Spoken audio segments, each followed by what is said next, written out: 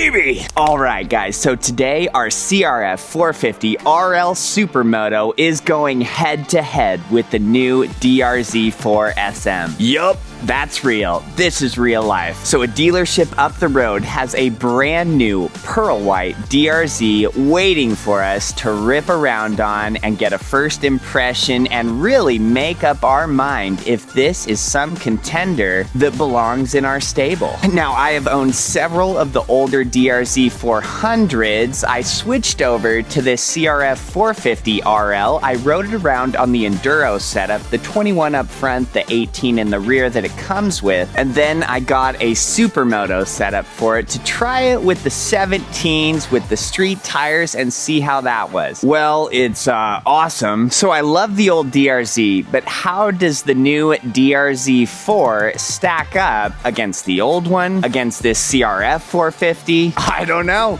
I've never seen one with my own eyes in real life, so obviously I've never ridden one either. But we're going to today. And I think this is absolutely going to be the first comparison of a Supermoto CRF450RL versus the new DR-Z4 Supermoto. So this is legendary. Today is going to go down in history as a good day. So I guess now we're going to gear up on this baby. We're going to hit the roads. The dealership that I'm going to is about 55 miles up the road, so I've got to mob this baby on the highway. Whatever, it's worth it. Now, there's going to be a few key differences between the new DR-Z4SM and our CRF450RL, and I will cover some of those differences as we're riding here. So I think without further ado, let's ride. And my name's Michael. Welcome to the channel. Holy cow, this is happening.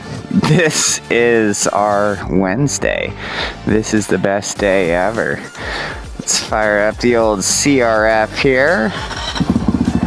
Oh yeah, baby. Oh, this dirty girl is ready to take on Team Yellow.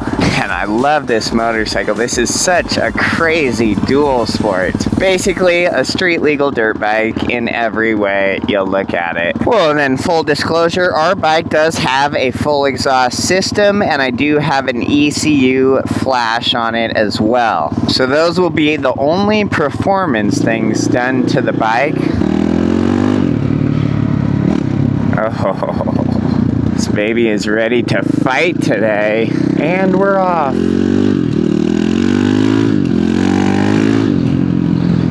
Now, the key differences here between our CRF and the new DR-Z4SM. The first one is going to be weight. So from the factory, the new DR-Z4 weighs in at 340 pounds. At least the SM model does. The CRF450RL from the factory weighs in at 291. Now, both of those figures for the two bikes are the wet weight, gassed up, all fluids, ready to rip down the road. So yes, the DR-Z4SM does weigh 49 more pounds. Now, as far as the stock horsepower difference, Honda only gives us a horsepower at the wheel number. And so the wheel horsepower is going to be 38 from the factory on this. Now, Suzuki's horsepower number for the DR-Z4SM is 38 at the crank. And the DR-Z makes 32.2 horsepower at the wheel. So right out of the crate, the CRF450RL does make 6 more horsepower. Both bikes are fuel injected. The CRF does have a 6-speed transmission. The new DR-Z4 has a 5-speed. I've got a little bit more suspension and ground clearance on the CRF here than the DR-Z4. Now, the DR-Z4SM does have power modes that you can select. It does have traction control, it has ABS. The CRF has none of that.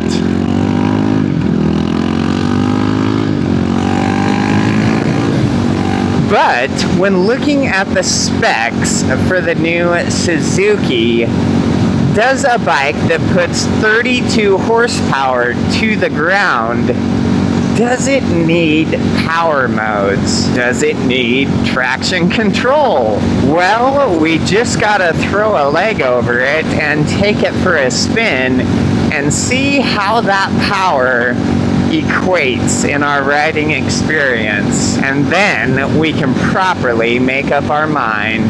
As far as a price difference, the MSRP of the new DR-Z4 is $8,999. The MSRP of the Honda is $10,099. So an $1,100 difference on the MSRP.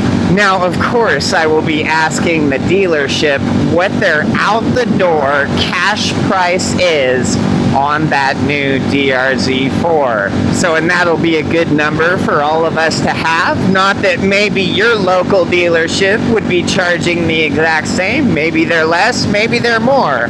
But that'll be a good number for reference of what at least some dealership out in the world wants for that new bike.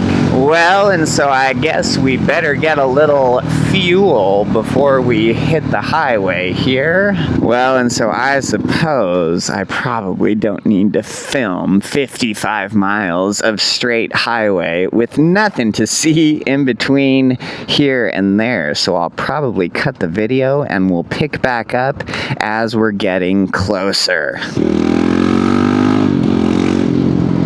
Oh, and we're getting close to the dealership here. Ooh, that was kind of a brisk ride. Over 50 miles, and yeah, it's about 50 degrees right on the dot. Ooh. Oh, I can't wait. All right.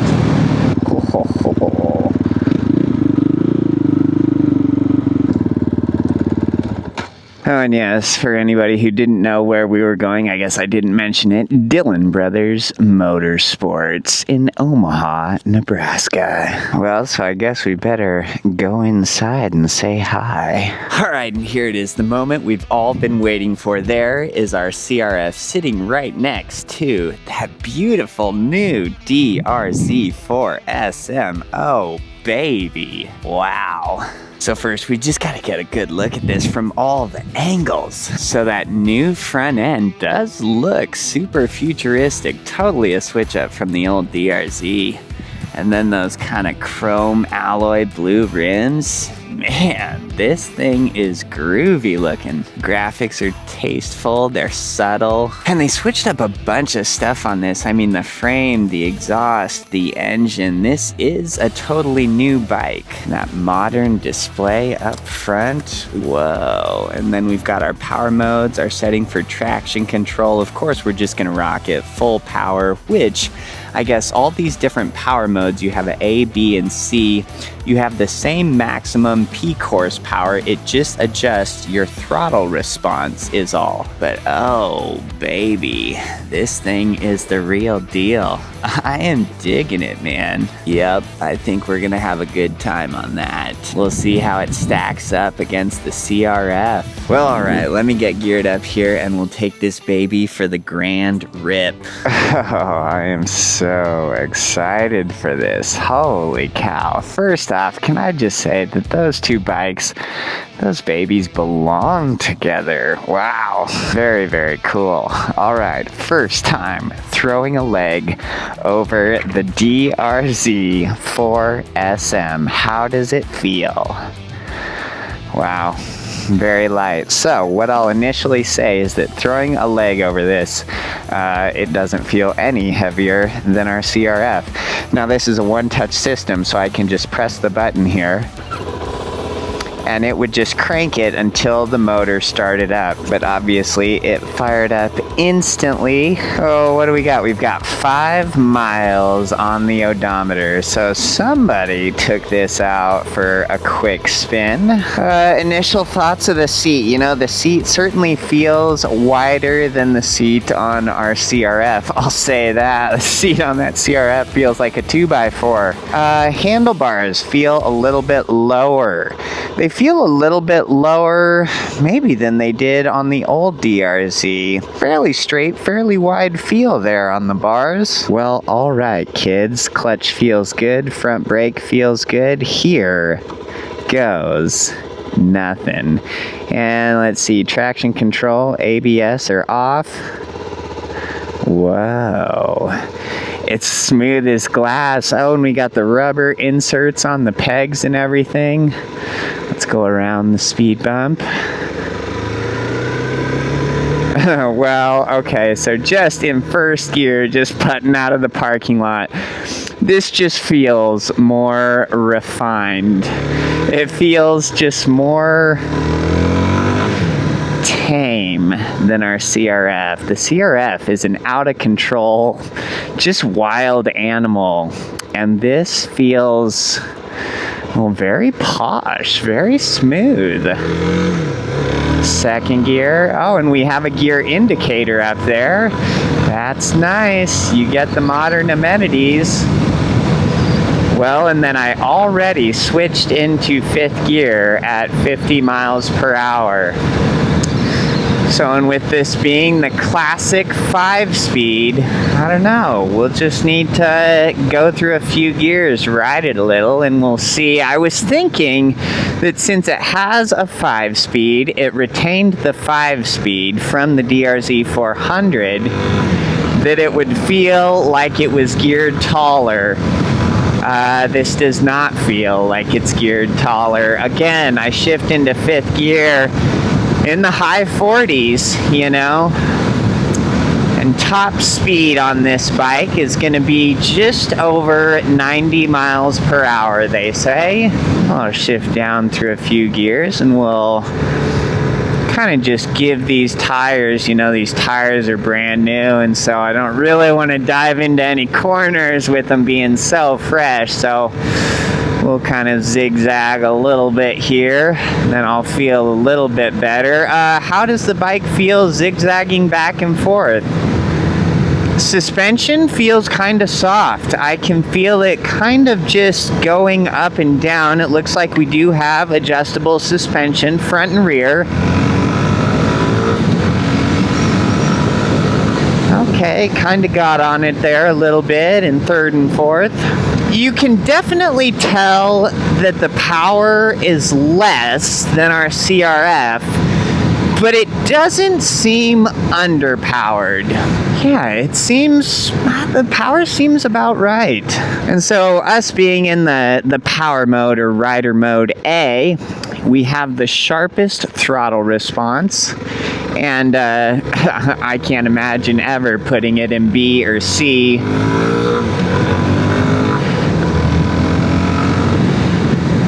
It doesn't feel, I mean, it feels very nice, very tame, very approachable.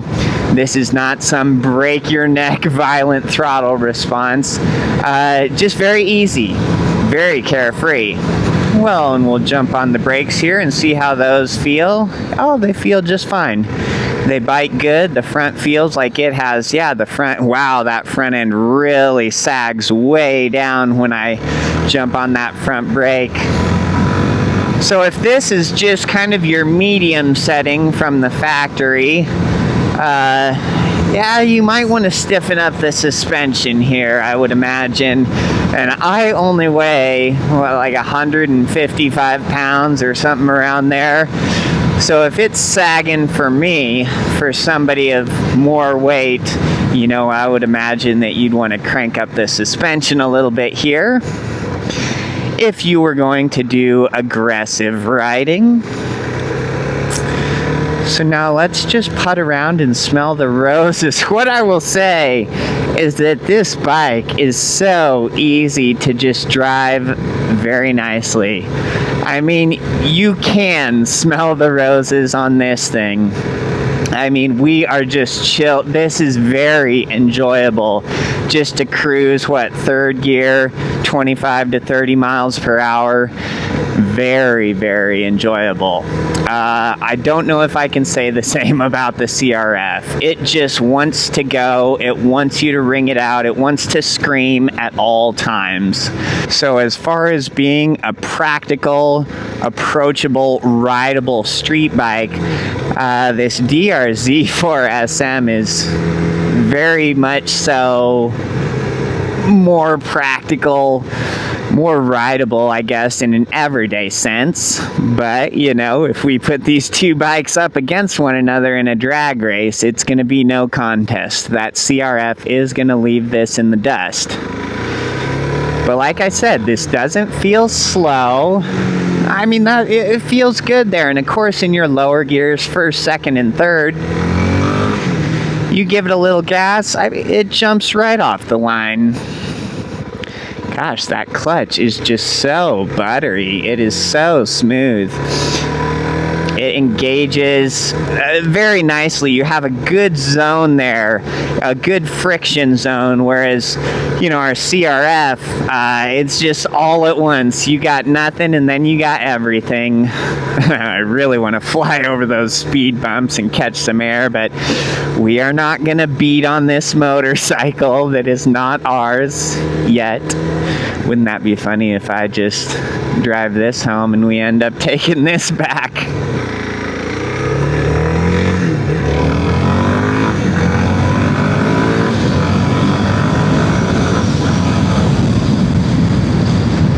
I would say that this motorcycle, it clips right up to 50.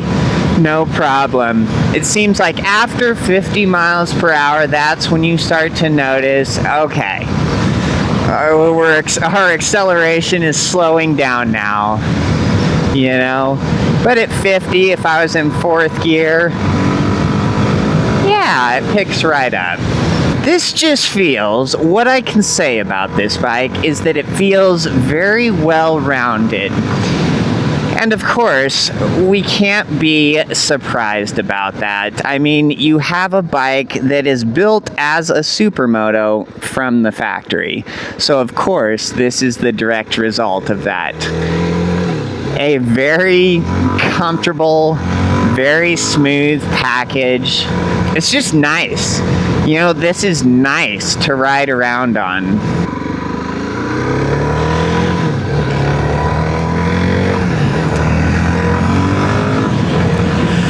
But I do get the sense, you know, on other dual sports, on other Supermotos, you know, you really have a sense that, oh, it's a street legal dirt bike.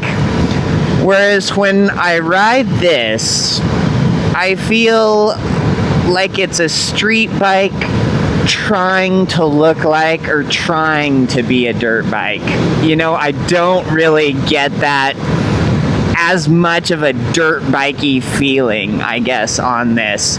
Sure, I'm kind of sitting like it's a dirt bike. You know, it has a lighter weight, it has a skinnier profile, but just with the way it runs, with the way the throttle feels, with the way the clutch feels, it feels more street bikey, I guess I'll say. So I'm sure those exact feelings, I mean, are carried right over to the DR-Z4S model as well. So I'm just going to go out on a limb and say that that is going to feel not very performance driven for a dual sport. Now, what's my seat height like on this? Can I flat foot it? I can flat foot it, and I am 6 foot tall. Both heels are on the ground here, but just barely. So if this motorcycle is making 38 horsepower at the crank and 32 is how much is making it to the ground, I wonder, with an ECU flash, you know, a full exhaust, a few modifications to the bike, I wonder what you could get it up to for horsepower. Like, could you get it up to 38 horsepower to the ground? I don't know.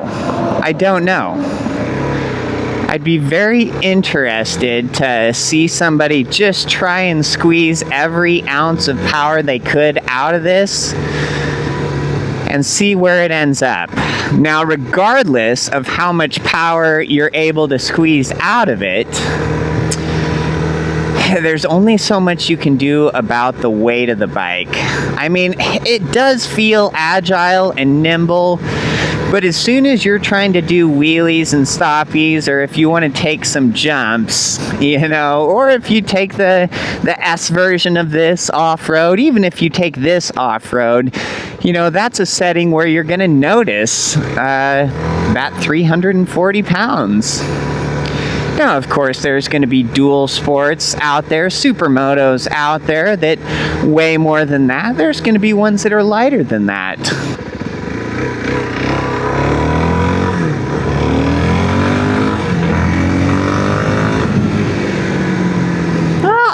I don't know. I mean, I am having fun. I am having a ton of fun. Yeah, this does just feel very, very refined and very nice to cruise around on the streets. You know, I just don't feel like I need to be a complete hooligan. It is fun just to cruise around on, man.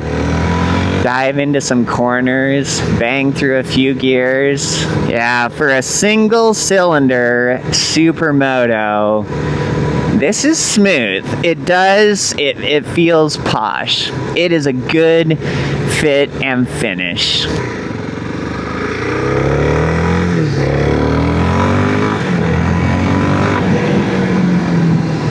And yeah, it definitely scurries right around in those first 3 gears. No problem at all.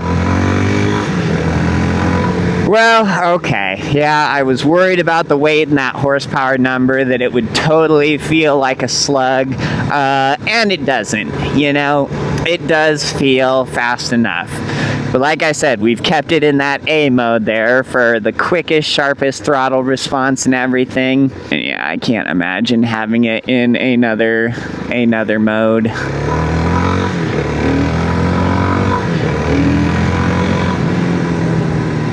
And just from tooling around on this, well, I'll go around the roundabout again just to put some distance between me and that other person.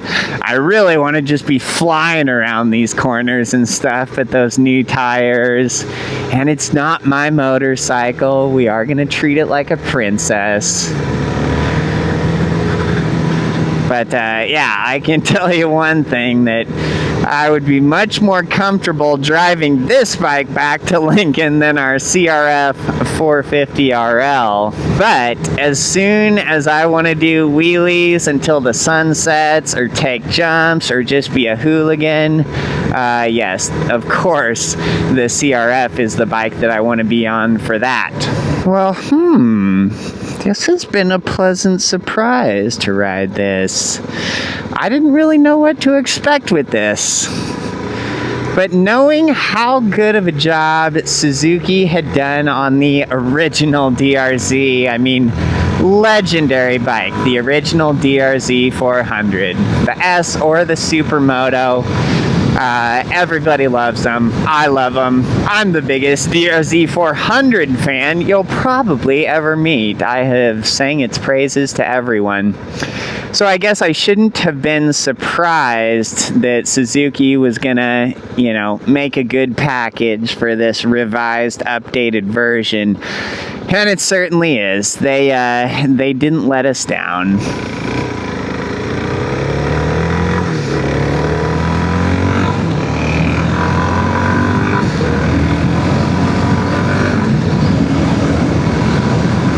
I'll be interested to get on our CRF now right after this and see how that feels. See how brutal and aggressive that feels compared to this. I mean, this is just such a good overall package. It's a Supermoto designed from the factory. Whereas that CRF450RL, of course, I made it a Supermoto, but just the core CRF450RL as a motorcycle, even right when I got it, right as that walked out of the factory, oh my goodness, that thing is just, it will break your neck Your hands, your butt, everything will go numb. It just wants to scream. It wants to be wound up. You do not smell the roses. You do not like just cruising slow on it. But this, oh man, I mean, I'm just cruising through parking lots here just so easily. Oh, it's so nice. Well, I guess I'll go pull this around front for him. Hoo hoo hoo. Oh, baby. That is fun. That is a good time. All right, now back on the CRF. How will this girl feel after being on the DR-Z? We shall see. Hey, that rhymed. All right, getting used to our out of control beast here. Oh yeah.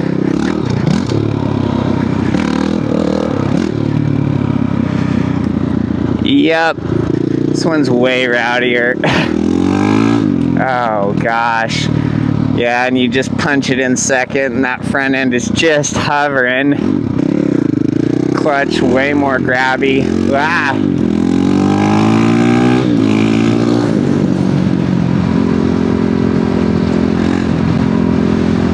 Yeah, the CRF just definitely feels more rowdy.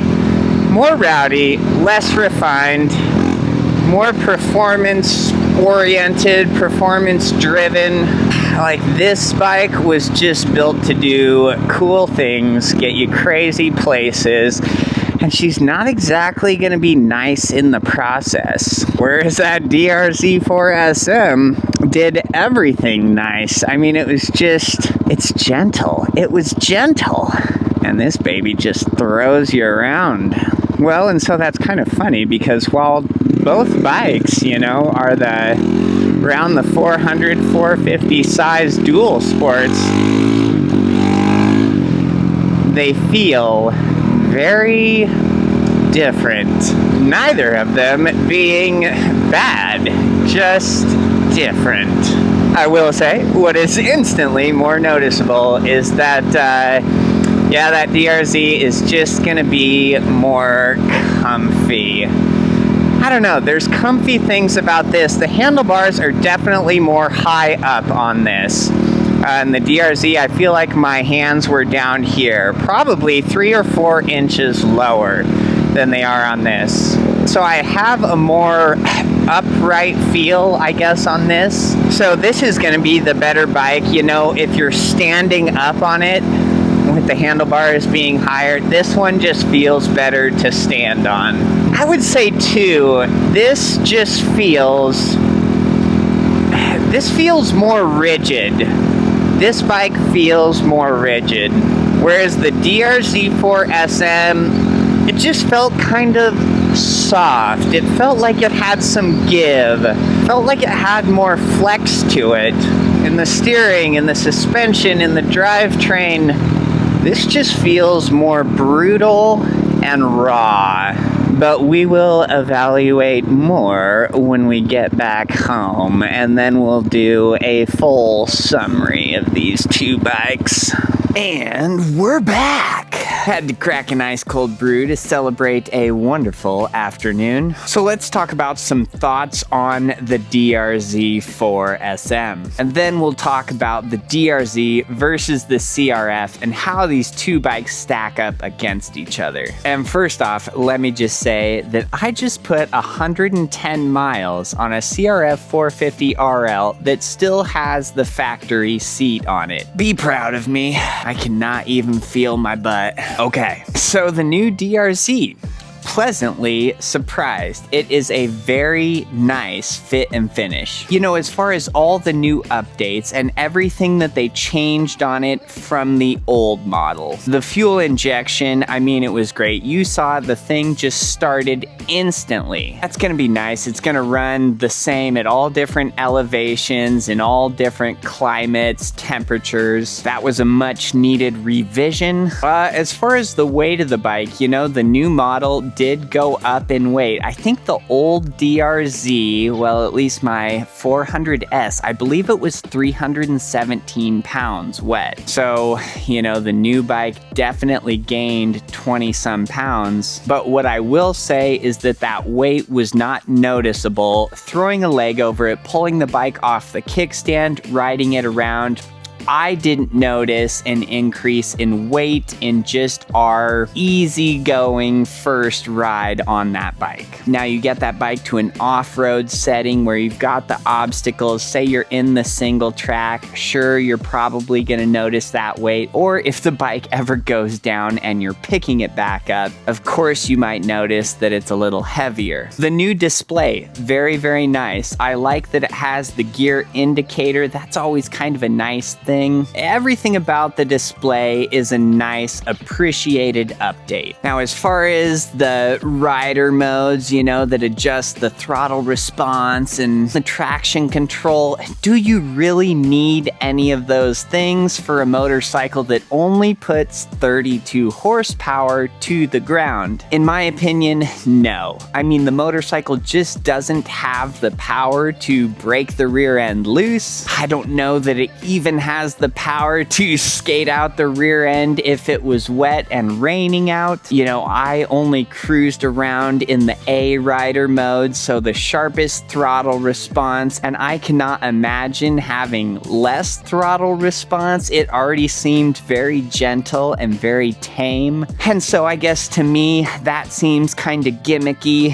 On paper, sure, it sounds good. Different rider modes and traction control. Well, in all reality, on that bike, making that power in that platform, that package, it's just not needed, even for new riders, first-time riders. Yeah, it's just not necessary in my opinion. Now, as far as the transmission, so Suzuki retained the 5-speed transmission that they had on the DR-Z400. They've said that they have adjusted those gear ratios, and so going into this, I was curious to see what they may have adjusted. And while the gears do seem proportionate, I never shifted into any gear that I thought, oh, this is really short, or oh, this is really tall compared to the last gear that I was coming from. Overall, it seems like the 5-speed transmission is overall shorter in every way, in every gear, than the old DR-Z400 was. So while that may be desirable for the DR-Z4S model, the Enduro setup, on the SM, the Supermoto that we were riding, it just felt geared a little bit short,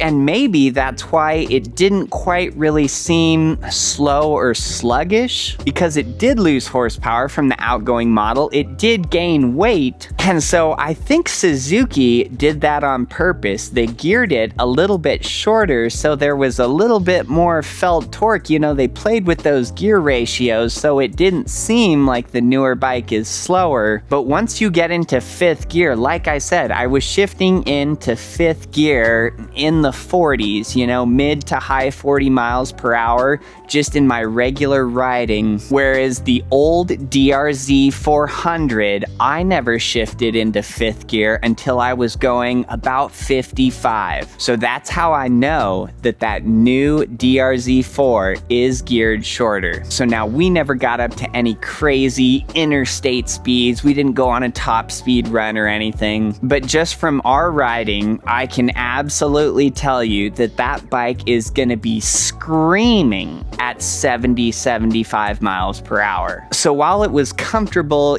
55 miles per hour and slower, at the end of the day, you don't really have a motorcycle there that you're gonna wanna go on extended highway cruising. You're not gonna take trips on that thing. You're just not. It's a lower speed, in-town type of bike. As far as the looks, all the updates that they did there, I mean, it does look unrecognizable. In person, seeing it, it doesn't look like the old motorcycle at all. It does look refreshed. It does look modern. It feels modern. So that is nice. You know, when I had bought my 2023 DR-Z400S brand new, yes, that was a brand new motorcycle, but it did look like I had a motorcycle that was 20 years old. And essentially it was, right? Because they never really did any updates to the looks. So it does look like it belongs in 2025. Now, as far as the price, I forgot to tell you that, but I was talking to one of the salesmen, Scott, who I always work with up there at Dillon Brothers, and he told me that the out-the-door price on that baby was gonna be $10,000 even. So take that for what it's worth. You know, every dealership might be different on their freight and fees and destination and documentation and all that stuff, but they were quoting me $10,000 even out the door. All said and done to get that puppy in your garage. So it's definitely a higher price than the older DR-Z400 was. So now, if we try and compare the DR-Z4SM to the CRF450RL, how do these two dual sports stack up against each other? Well, which one is faster? Gonna be the CRF. Which one is lighter? Gonna be the CRF. Which one is more comfortable? Gonna be the DR-Z. Which one is smoother? It's the DR-Z. Which one is better for on-road riding? The DR-Z. Which one is better for off-road riding? The CRF. Which one has better maintenance intervals? The DR-Z. Which one looks better? I think it's the CRF. These motorcycles are similar. They're in the same class, but they're different. And it was so nice to have our Supermoto CRF against this DR-Z4SM, because that really let me highlight the differences in these two bikes and what's better at what. Overall,